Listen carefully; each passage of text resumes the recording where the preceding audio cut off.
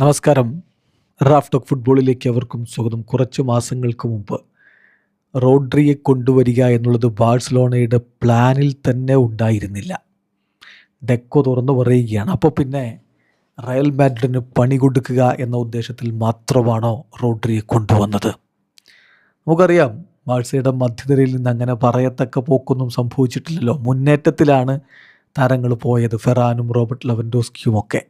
എന്നിട്ടും ഒരു മധ്യനിര താരത്തെ കൊണ്ടുവരികയാണ് ബാഴ്സ ചെയ്തിരിക്കുന്നത്. അപ്പോൾ ഇത് റയൽ നീക്കം നടത്തിയ ഒരു താരത്തെ ഒടുവിൽ ഹൈജാക്ക് ചെയ്ത് സ്വന്തമാക്കിയതാണോ? റയലിനൊരു പണി കൊടുക്കുക എന്ന തരത്തിൽ നടത്തിയ നീക്കമാണോ അത് എന്നാണ് ഡെക്കോയോടുള്ള ചോദ്യം. അദ്ദേഹത്തിൻ്റെ മറുപടി ശരിയാണ്.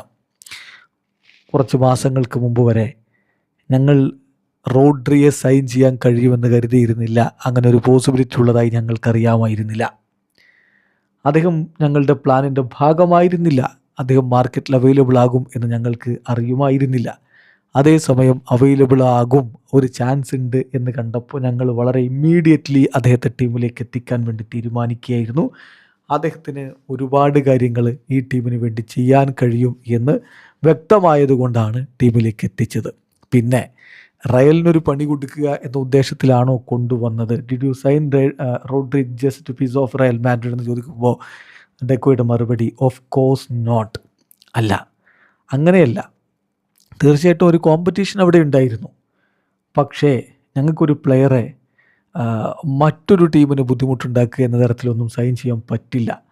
മറ്റൊരു ക്ലബിൽ നിന്ന് ആർക്കെങ്കിലും ഏതെങ്കിലും തരത്തെ തട്ടിയെടുക്കാൻ പറ്റുമോ?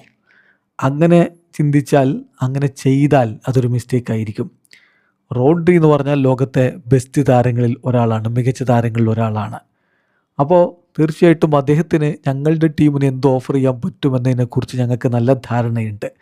അതുകൊണ്ടാണ് അദ്ദേഹത്തെ സൈൻ ചെയ്യാനുള്ള കാര്യങ്ങളിലേക്ക് ഞങ്ങൾ കടന്നതും ഇങ്ങനെ ഒരു സൈനിങ് നടത്തിയതും. അല്ലാതെ റയൽ മാഡ്രിഡിനൊരു പണി കൊടുക്കുക എന്നതായിരുന്നില്ല ഉദ്ദേശം എന്നിപ്പോൾ ഡെക്കോ പറയുന്നുണ്ട്.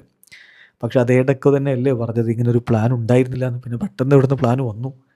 റയൽ താരത്തെ കൊണ്ടുപോകാൻ പോകുന്നത് എന്ന തരത്തിൽ നീക്കങ്ങൾ ഉണ്ടായപ്പോൾ അവസാന നിമിഷം എൻട്രി ചെയ്തതല്ലേ എന്ന് ആരെങ്കിലും സംശയിച്ചാൽ അതും കുറ്റം പറയാൻ പറ്റില്ല, തെറ്റു പറയാൻ പറ്റില്ല. അത്തരത്തിലാണ് ഇപ്പോൾ ഡെക്കോയുടെ തന്നെ മറുപടി വരികൾക്കിടയിൽ വായിച്ചാൽ നമുക്ക് മനസ്സിലാകുക. വീഡിയോ അവസാനിക്കുന്നു. ഫുട്ബോൾ ലോകത്തെ കൂടുതൽ വിശേഷങ്ങളുമായി റാഫ് ടോക്സിൽ എത്താം.